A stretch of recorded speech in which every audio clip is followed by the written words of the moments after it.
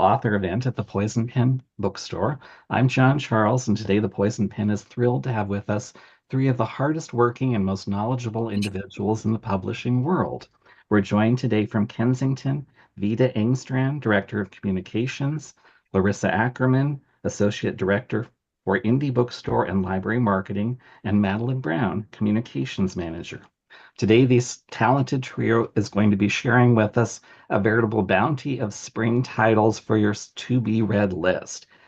Before we begin, the Poison Pen does have copies of all of the titles mentioned today on order. We would be happy to hold one or more for you to pick up or put copies in the mail. Just give us a call or go online to the Poison Pen bookstore. Now I'd like to welcome Larissa, Madeleine, and Vida.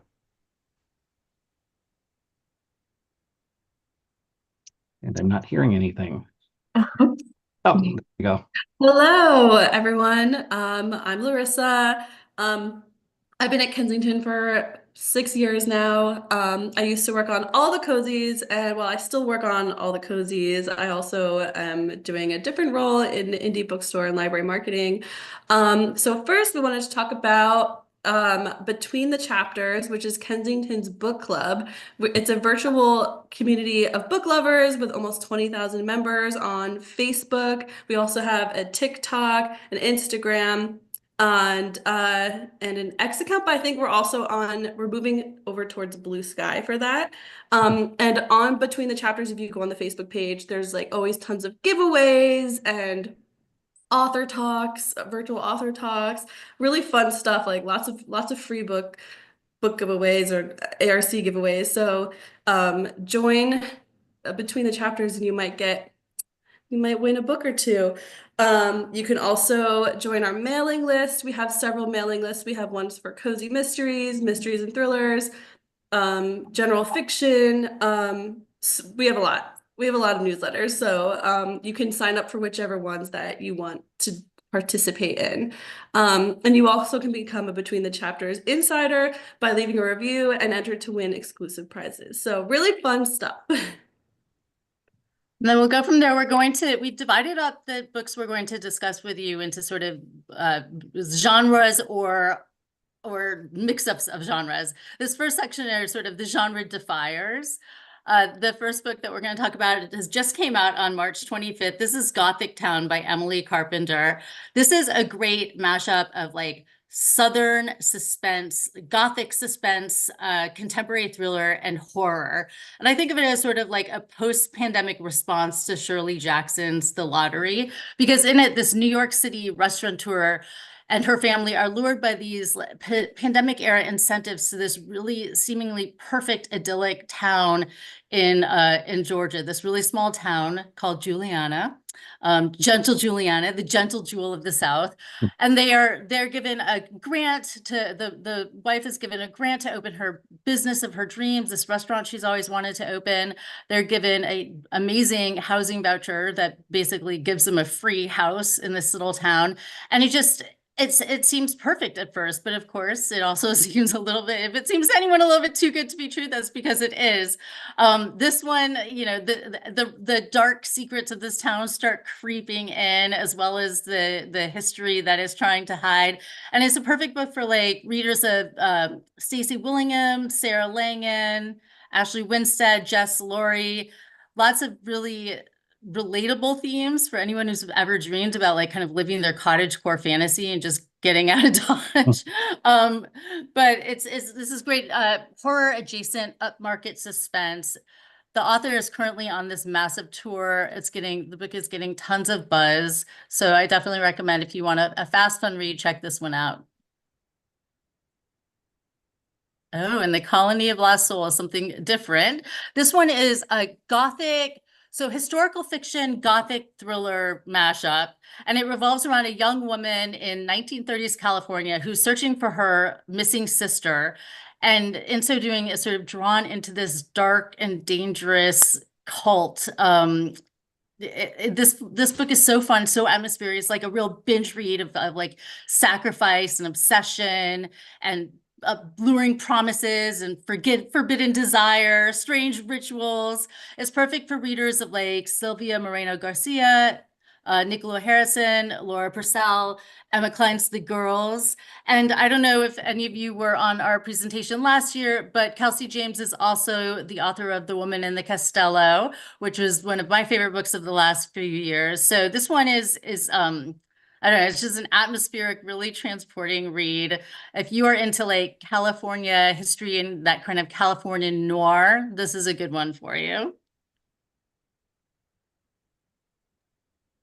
Oh gosh, and Blood Slave. So this one is historical fiction, horror, alternate history, and like a whole new vampire mythology around it. If you are a fan of Victor Laval, Tannery Douye, or Colson Whitehead's Underground Railroad, this one's a good one for you. It's a reimagining of the vampire origin story that's set in the early days of American slavery. And the last surviving member of this ancient African vampire tribe teams up with an enslaved man who's desperate for freedom, and they lead an army of enslaved people in this like cinematic, blood-soaked battle for freedom. It is a real wild read. It's like gripping, a gripping, fascinating kind of what-if story. The events in this book kind of establish an America in which the center of power shifts from the descendants of white Europeans to those of African descent and indigenous people. And like major events like the Civil War and Emancipation Proclamation, Underground Railroad never happened. So like, I mean, it really, it goes, it's this new sort of vampire mythology, but also creates this new origin story for America. Fascinating book, really fun read, really violent and crazy and gory, and also just brilliantly crafted, very cinematic.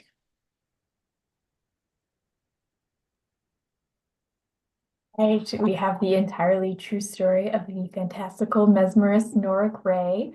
This is the best way I've kind of described this one is a mashup of, it's a supernatural historical thriller with a nod to the Gothic. It's following a young spiritual medium who's discovering her powers at the height of the spiritualist movement in the early 1900s. It's really fun and fascinating to learn about the spiritualists and who they were. So if you scan the QR code, there's some really fun information about like the research the author did for the book and some key players in this movement. But in the book, Nora Gray is encouraged by the spiritualists to host seances and grow her talent. And in doing so, she crosses the veil to make a connection with her spirit guide, a young woman who was trapped in an insane asylum decades before Nora was born, in a bond that transcends space and time. So the way the author overlaps these two narratives is just really amazing, as they're kind of communicating throughout history at different points during these seances. Just some more information on the inspiration for the story, because I think it's really fascinating. But the author's great-grandfather was a spiritual medium who hosted seances across Europe and the United States. But unlike Nora, he was a complete fraud. So in her book, our author, Kathleen Kaufman, is constantly blending the real and the fake, what's believable, what's unbelievable, and it crafts all of the key elements for a perfect and sometimes quite terrifying historical ghost story.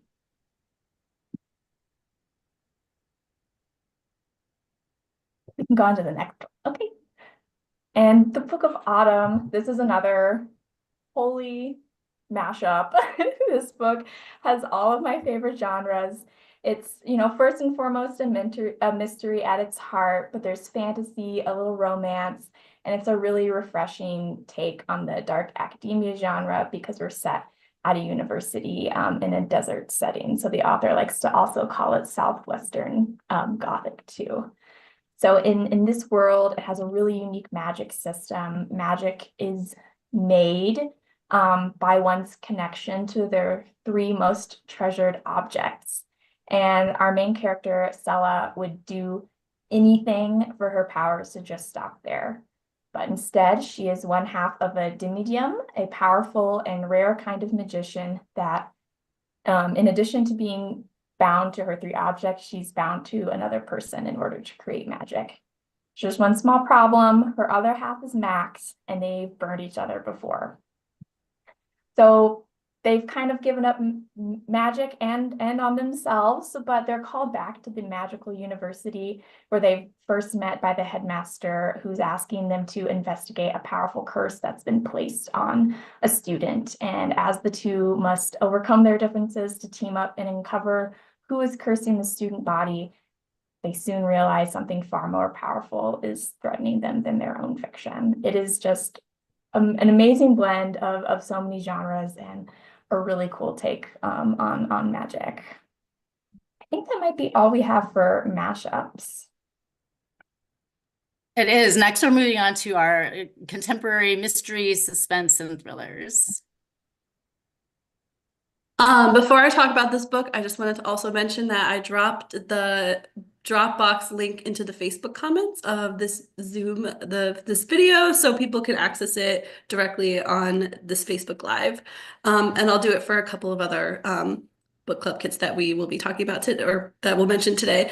So anyway, The Big Fix by Holly James. This is a super fun book that is a mix of Catherine Center's The Bodyguard meets The Fall Guy, starring Ryan Gosling, in a modern blend of screwball action and romantic attraction when a case of mistaken identity lands a college professor on the run with a mysterious and dangerously hot fixer.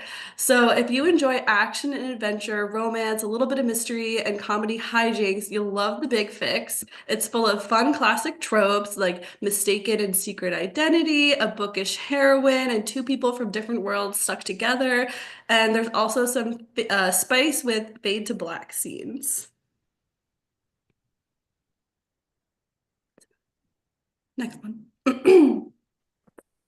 Great. So fans of New York Times bestselling thriller author John Gilstrap may recognize the name Irene Rivers in this brand new spin-off series of his long-running Jonathan Graves thrillers, Burned Bridges. Of course, you don't have to read those series to jump into this action-packed world with Irene Rivers. It's a brand new kickoff to a new series. So when former FBI Director Irene Rivers' nephew discovers a long dead body on their property, and Irene senses that local authorities are moving quickly to cover up, it's very like Murdoch murder-esque. I was obsessed with that case, so this book drew me in. But Irene knows she cannot allow for a miscarriage of justice here, especially with her nephew being targeted by locals to keep quiet. So follow along in this action-packed thriller as Irene outwits bad guys at every turn in a really thrilling game of cat and mouse.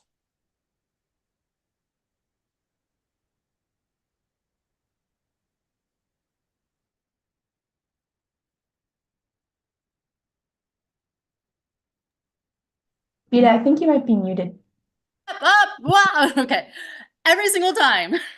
Charlie Dunley delivers. We can't talk about Kensington suspense and thrillers without bringing up Charlie Dunley, because every book he writes just hits. He's an internationally best-selling author. If you like reading Riley Sager, Megan Golden, Alice Feeney, Karen Slaughter, Alex Finlay, like you're gonna love Charlie Dunley. If you love wild twists that you never saw coming, will never see coming, you're gonna love Charlie Dunley. He just writes a really propulsive, fun thriller. And this one is great. It weaves the stories of a golden child who's vanished without a trace, a woman who is driven by a very dangerous and dark obsession, a sinister killer who has this strange, this very bizarre offer that he's making from behind bars. He's a convicted killer, very much like a Hannibal Lecter-esque in terms of his diabolical brilliance. And then they all connect through this former cop who burned out on the force and went to med school and became a doctor, but the past just won't let him go. And he's drawn into this investigation on the 10-year anniversary of the disappearance of this teenage girl.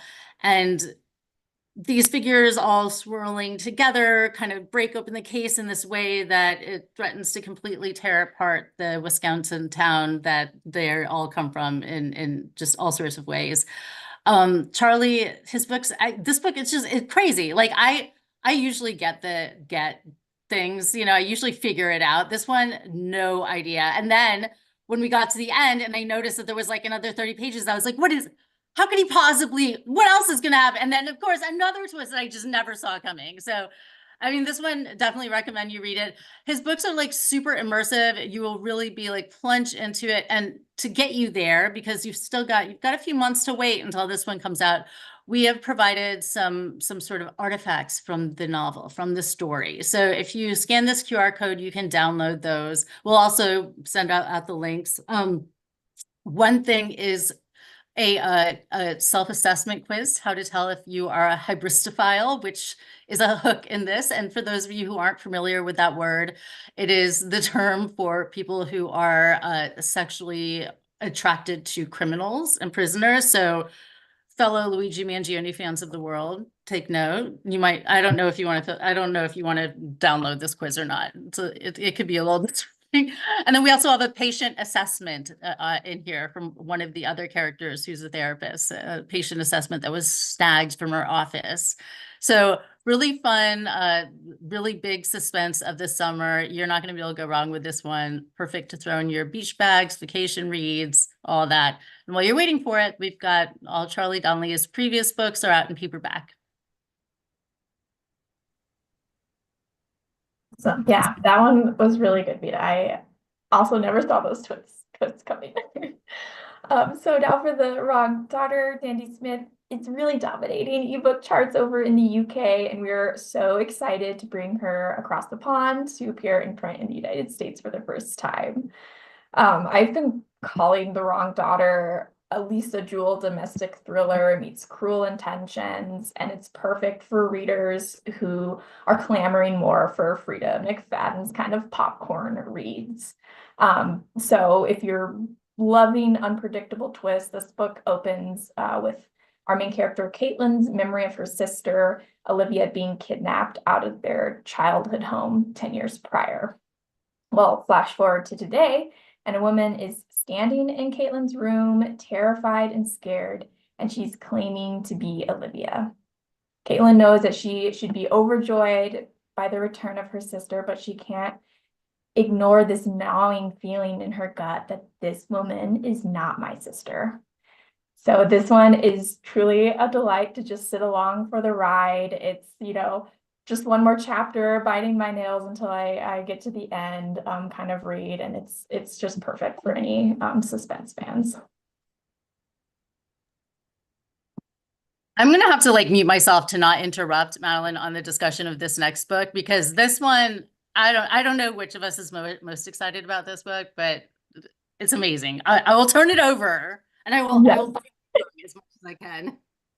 Yes, I think Vida and I are like number 1 and 2 fans of Noelle. But if you have not heard of this blockbuster hit indie author Noelle Ely, I am about to blow your mind. Her pulse-pounding, very female-focused thrillers are some of the most downloaded titles on Kindle Unlimited, and we are again over the moon to be bringing her on for her trad pub debut with Ask for Andrea.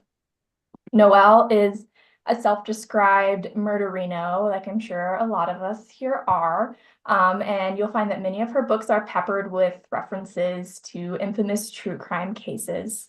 I've seen Ask for Andrea described as based on Ted Bundy, but in reality, this book is based on his victims. So it has this heart-wrenching quality of The Lovely Bones, where Noelle writes about these 3 women who were murdered by the same man. And although these women are dead, they are not gone, and they are prepared to do anything in their power as ghosts to fight back and stop him from adding to their ranks. So again, this one is just edge of your seat, pulse pounding, but it also has this kind of sentimental message about giving a voice to the voiceless. And it's just another must read for fans of the genre. And another one of my favorite themes, it has like talk about female rage in there. I mean, these women are uniting in the afterlife to get justice and to get revenge on this guy. And I love a good book about female rage that pays off. I am not going to be able to pronounce her name, but Clement, because I am a bad French student, but Clemence Mission if any of you read The Quiet Tenant by this unpronounceable author, you'll love this one. But as Madeleine said, it definitely has a Lovely Bones aspect as well, because we've got some people, you know, these characters in here who are communicating with us from the afterlife. This one is you know, this is an indie author who is just absolutely blown up, and we're really excited to be bringing her to a broader audience, to indie bookstores like the Poison Pen, as well as libraries with this traditional publishing debut. And we're publishing this as a special edition deluxe trade paperback. So as you can see, it's going to have some really gorgeous sprayed edges with this killer tagline, "Dead Women Don't Forget," and some other bells and whistles. So keep an eye out for this one. And on to Larissa's realm of the cozy mystery. This is like my bread and butter. My first love. Are you crazy for cozies? It's cozy time. First, we have The Potting Shed Murder by Paula Sutton. So Paula Sutton is the creator of Hill House Vintage, and she filled her Instagram and TikTok with these beautiful vintage inspired interiors and gardens and flowers and like beautiful cakes and more from her absolutely gorgeous home in Great Britain, which quickly became popular during the pandemic, especially when people were looking for like cozy, beautiful things amongst all this horrible stuff going on. So she became known as like the queen of cottagecore on Instagram and TikTok. And so she was also a huge fan of cozy mysteries, especially traditional mysteries, especially like Agatha Christie. So it was only a matter of time before the internet's coziest influencer penned her own cozy mystery. And that resulted in The Potting Shed Murder, which releases at the end of May. And so in the book, Daphne Brewster has gladly swapped South London for Pudding Corner, a Norfolk hamlet full of quintessential English charm. When her local school's headmaster is found dead, it unleashes, of course, a storm of secrets and scandal in this small little town. And when Daphne's new friend, who's kind of the odd duck mother, like people are already didn't like her, so she becomes the target of speculation, and Daphne, of course, can't resist getting involved and supporting someone who is, you know, like the odd duck out and like who needs her help. So if you enjoy Anthony Horowitz, Richard Osman, or S.J. Bennett's mystery series, you will definitely love The Potting Shed Murder. So next slide again. So this one is so cute. How to Have a Killer Time in DC by Sam Lumley. It's an adorable queer cozy or quozy mystery series featuring an autistic protagonist who is part of the LGBTQ plus community, as is the author. So this is an Own Voices book. So Oliver Pop, which I love that name, is a shy, anxiety-prone, autistic 24-year-old who is just getting started in his career as a travel writer for Offbeat Travel magazine. He tries to compensate for his anxiety by being super organized, but Oliver's life soon starts to unravel when a romantic foil by the name of Ricky Warner, a happy-go-lucky freelance photographer, enters the picture.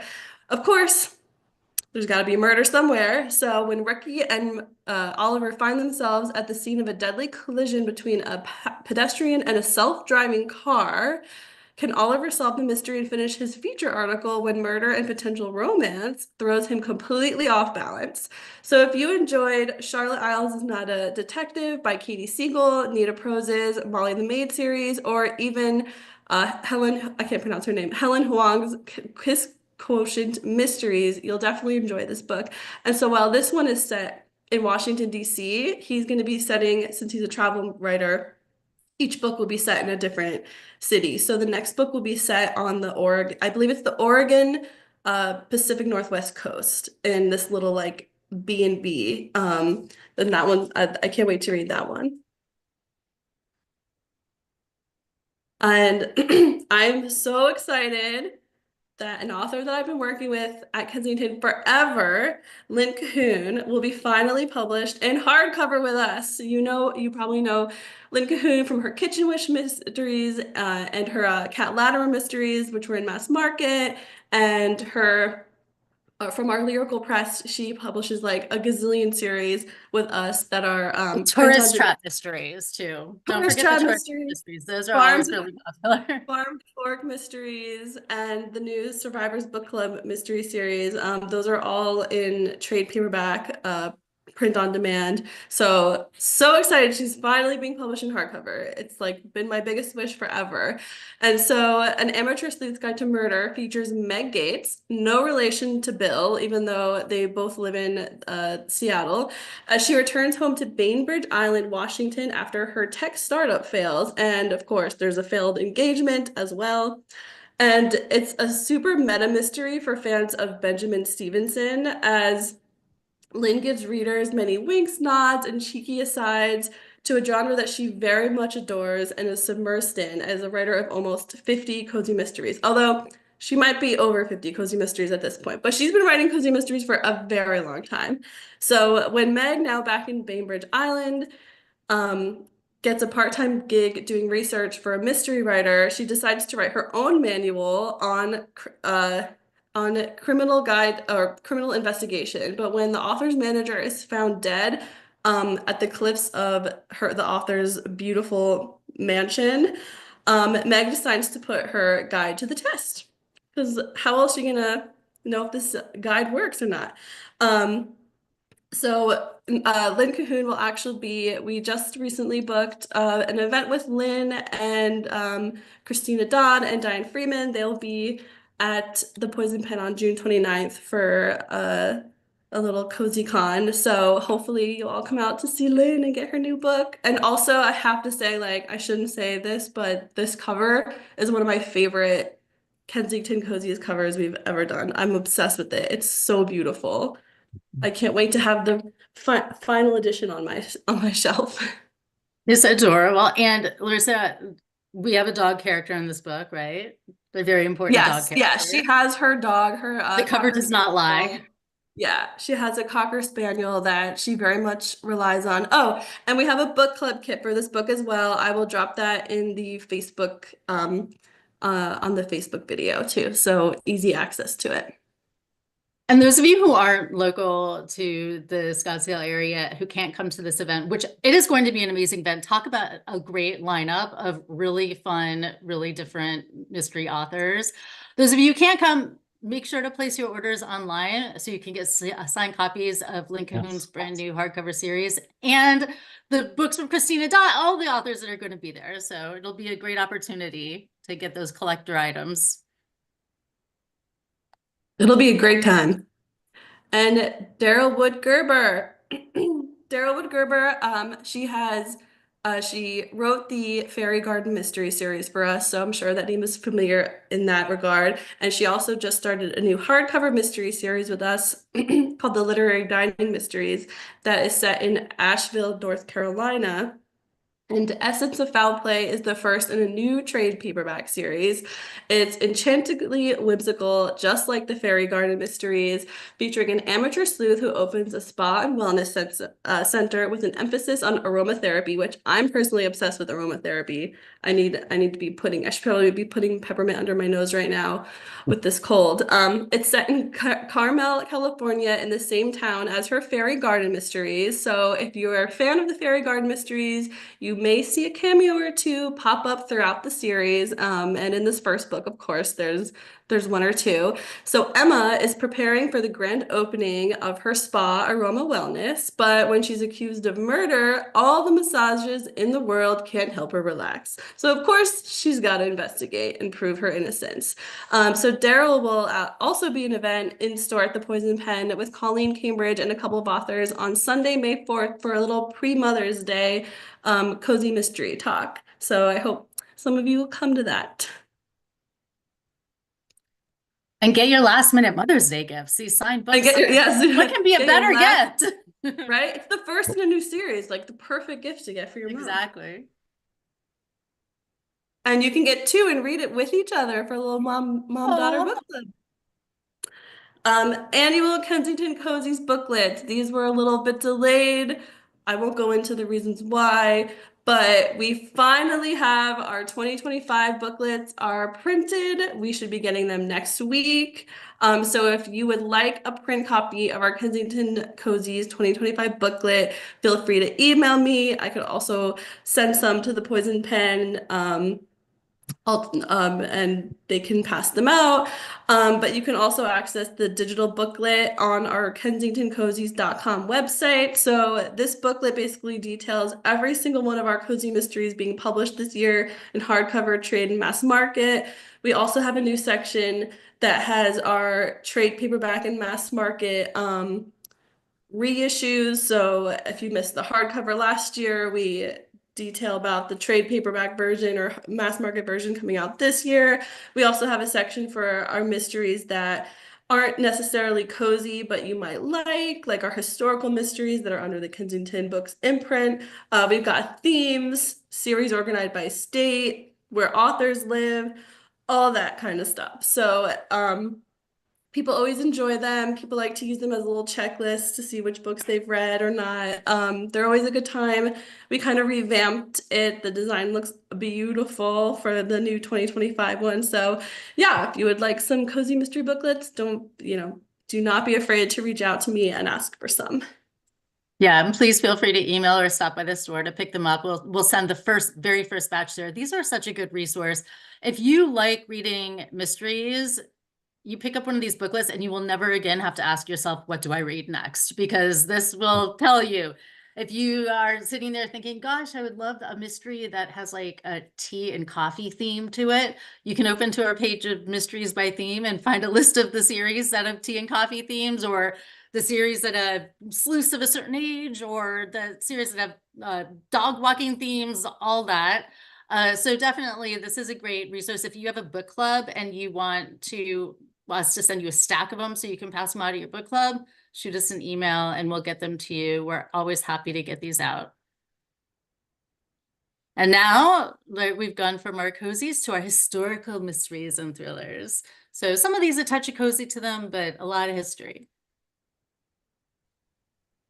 Yes, so you've heard a lot of the kind of dark and foreboding for me, but I'm very excited for A Death on Corfu. It's a historical mystery, as Vida said, but it's set on the beautiful sunny island of Corfu off of Greece. So our main character, Minnie Harper, is recently widowed and she's facing a world of change at the dawn of the 20th century. She's hoping that her beautiful home and gardens on Corfu will bring her all of the peace and quiet she needs. But when a local maid is found murdered, Minnie soon realizes that island life is not all sunshine and baklava.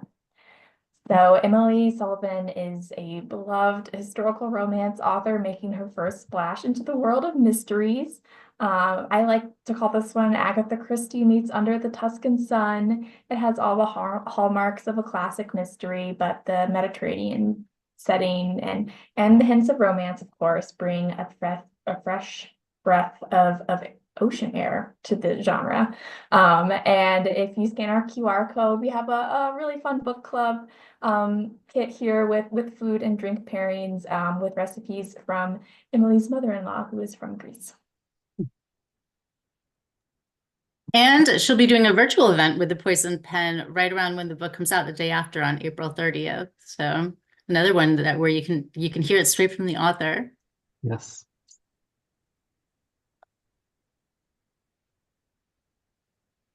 Colleen Cambridge, my girl, my hustler author. She is a total gem. This series is just pure delight, and I know that this is a series that Poison Pen readers really love, so I just wanted to quickly touch on her third book in the series. Colleen will also again be at an event supporting A Fashionably Fresh Murder on Sunday, May 4th with Daryl Wood Gerber, and so far the reviews for this one have been saying it's the best American in Paris mystery yet, and got its series' first starred trade review from Library Journal. So we were really excited for Colleen when that came through. And in this installment, American expat Tabitha Knight has found a new life in post-war Paris, along with a delightful friend and aspiring who? Chef Julia Child, of course. Yet there are perils in peacetime too, as a killer infiltrates one of the city's most famous fashion houses. So we have cocktail and mocktail recipe cards for this book. So feel free to email me if you'd like me to send you some. She has made a cocktail slash mocktail recipe card for all 3 of her books so far. So we're probably going to continue that. And so she has a really cute one. For a fashionably French murder. And I've gotten such nice emails from people. I got a beautiful email from a librarian saying that she doesn't drink alcohol. So the fact that we included a mocktail recipe on one side, like she felt like she could like participate with her friends that when they were doing a little book club for it. So we like to include everyone. So there's a mocktail. So you can just email me for that one. And oh, sorry. I'm done. I was just rambling at that point. Sorry, I didn't. That was actually a trigger finger. You can go to the next slide. Okay. All right, I'll keep this one pretty quick because we covered the first in the series last year. But our favorite Shakespearean sleuth, the daughter of the not so ill-fated Romeo and Juliet, returns in the second of a series that asks, to solve or not to solve? That is the question. And as Larissa and Vida mentioned, Christina will be joining a slew of other amazing mystery authors for an in-store event on June 29th. Right, when the second in the series comes out. So Daughter of Fair Verona was book 1. And John Charles, I feel, is probably like our #1 seller of that book. Like, I feel like you told more people about that book than any of us combined. You did such an amazing job spreading the word. And so this second installment gives you more of the wonderful, like, I just love the voice of this character. She's just so like sassy and wry and brilliant. And Rosalind, I mean, she is exactly who you would want to be the oldest daughter of Romeo and Juliet, you know? Like, I just love her so much. So her adventures continue in this one where we've got some references and sort of spoofs of Hamlet, which Madeleine and I were talking about earlier. Do we even talk about Hamlet? Because we don't want to confuse anyone about the plays, but I mean, the Shakespearean references are across multiple plays with the Christina Dodd series, and she's so great. What I love about them is it works if you love Shakespeare, and it works if you don't even know who Shakespeare is. They're great books either way. Absolutely. And I also like that these books are, there's a little something for everyone. So if you have a reader and, a high schooler, a YA reader, these books are appropriate for a younger reader. These books are appropriate for readers of all ages. I mean, I think there's a lot of crossover. Talk about a great pick for like a mother, daughter, son book club. They're real crowd pleasers.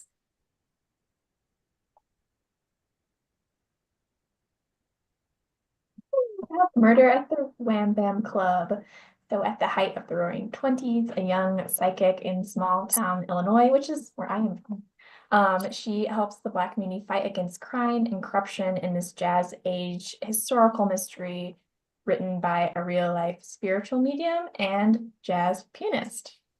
So our main character, Noah Ann Jackson, is called upon for her talents with spiritual elements to investigate the disappearance of a young Black woman from her small town. This woman, Lily, was last seen at a speakeasy called the Wham Bam Club, where she had supposedly become engaged to the club's lead musician, a notorious heartbreaker and con man. But when this scoundrel musician Eddie is murdered, Lily is nowhere to be found. So this is a wonderful historical mystery focusing on Black history during the Jazz Age, and this delightful new sleuth brings a really exciting, fresh narrative to the genre. I love that, I love how much the author's own background is informing the series and the sleuth. We have this author who herself is a spiritualist and a medium, and We have the Psychics and Soul Food Mystery Series. And I also, another thing I love about this is, I'm a sucker for 1920s jazz age anything, but I feel like most of the books that I read that are set in that period are either set in New York City or Chicago or another big city. And this one takes place in this small town. It gives you a really different kind of picture of the time period and a real sense of this community. This is a great new series. Oh gosh. Okay. Ready? I don't know. John Charles asked us to talk a bit about some of our romances that are coming out. So we want to introduce a few of these to you. If those of you who are book talkers may have already heard of some of these authors. The first one we want to talk about is Amber V. Nicole. This is an indie author who we are bringing to the traditional publishing space. The first book in her series, The Book of Azrael, will be publishing as a special edition hardcover, and then we'll be releasing all of the subsequent books as special edition hardcovers. But for those of you who have already been reading the series all alone for the indie editions, you'll be able to pick up book 4, The Wrath of the Fallen, in November. We'll release that as a trade paperback according to the original schedule. This is the Gods and Monsters series. So it is a dark romantasy series that revolves around the God King and Diana, who's a morally gray female main character. She's a powerful, ancient shapeshifter and obviously a mortal enemy to the god. So we've got this enemies to lovers trope right off the bat. This is like a high stakes romantasy. It's got a diverse cast, really powerful world building with these monsters and demons and gods, and kind of like an urban fantasy feel to it. The author has blown up, she's USA Today bestseller. The series has been viral on TikTok for a while.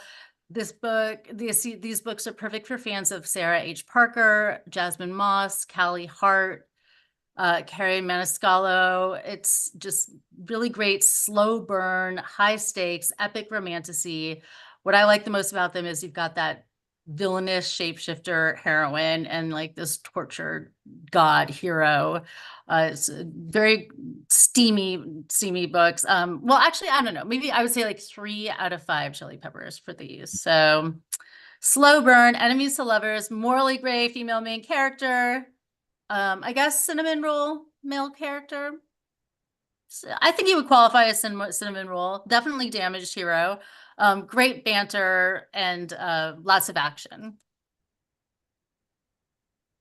And Aurora Asher. So these are, I love this series because it sort of like reminds me of kind of old school paranormal romances, and that these are not dark and gritty. Like there's no darkness to these like you've seen with a lot of the romance with fantasy elements in it that's been coming out lately.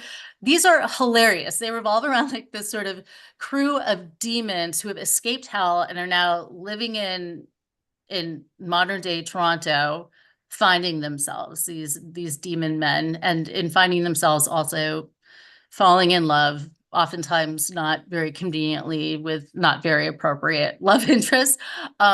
They're super funny. Like if you're a fan of KF Brain or Kimberly Lemming, you're gonna like these. Bryn Weaver, you're gonna like these. Lots of spin on the paranormal tropes. They're really warm-hearted, and just super feel good. The first book, My Funny Demon Valentine, came out in the end of January. My Demon Hunter is just now out. We're publishing them as the special edition trade paperbacks with awesome stenciled edges and inside cover printing. So they're great collectibles. And as you can see in this sort of down at the bottom, this image, you can see that if you do collect all the installments in the series, when you put them on your shelf, the spines all line up to have this image of the silhouette of one of the demon heroes with his love interest. So yeah, it's a great collectibles, really just like funny, feel good, super charming paranormal romances.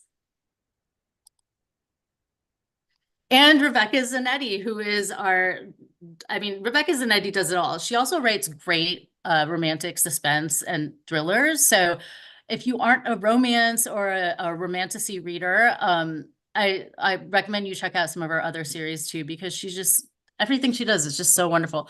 This series is dark romantasy. It's sort of like Succession meets Black Mirror.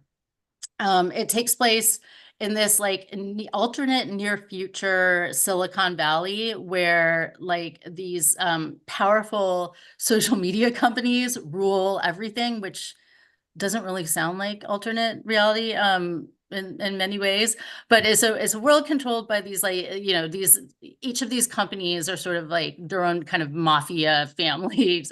Again, I'm not doing a good job making this sound like fantasy. It sounds way too real. It's a little darker than where we are now. But these are super steamy, spicy books with lots and lots of action. And they also are retellings of, each one is a different retelling of a fairy tale. So this second book, One Dark Kiss, is a retelling of Snow White and the Huntsman. And I don't know, Rebecca just does such a great job drawing you into this world that's just like steamy and neon lit, and it's like a seductive world of like power and billionaires and dangerous desires, and really a lot of fun.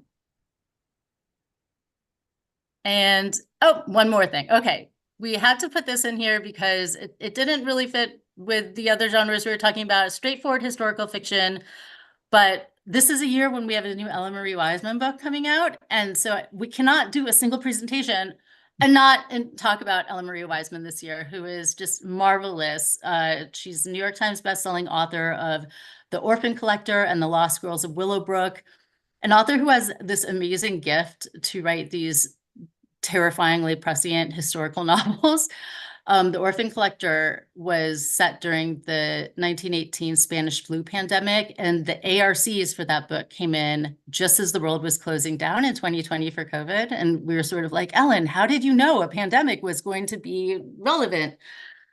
Her last book, The Lost Girls of Willowbrook, revolved around Willowbrook in Staten Island, which was an institution for disabled and neurodivergent children. And it really involved a lot of, it was, you know, it's about the social injustice and the treatment, the way we treated disabled people in this country.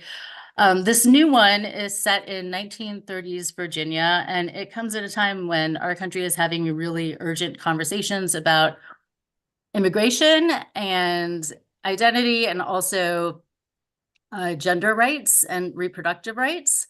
And it revolves around a young immigrant mother from Germany who comes to the States at the height of the US-based eugenics movement, which a lot of people aren't aware that, you know, what eventually became Hitler's final solution was first in the United States, a really popular movement that a lot of people in this country thought promised, like, you know, a bright future for America. But through these policies of prejudice based on class and disability and education and country of origin. And those policies led to a lot of state mandated imprisonment and forced sterilization and lots of horrible things. I mean, it's just unbelievable what happened here. So this is one of these stories where it's super dark, it's super timely, it's super relevant to now. But somehow Ellen Marie Wiseman works her magic and also puts the spin on it where you come out of reading it feeling this like overwhelming sense of hope and we will be okay. You know, like, so I don't know how she does it, but she does. It's really great. It's a story about, again, this young immigrant mother who is fighting for her dignity and fighting for her daughter and fighting for the people that she comes to love in this rural community in Virginia, just as the state is coming in and using the policies of the eugenics movement as a reason to take their land and imprison a lot of the people who live on it. So wonderful novel. I have to tell you, it's a great book club read, very provocative, very timely, and very interesting era in American history that not a lot of people know much about. And on that happy note,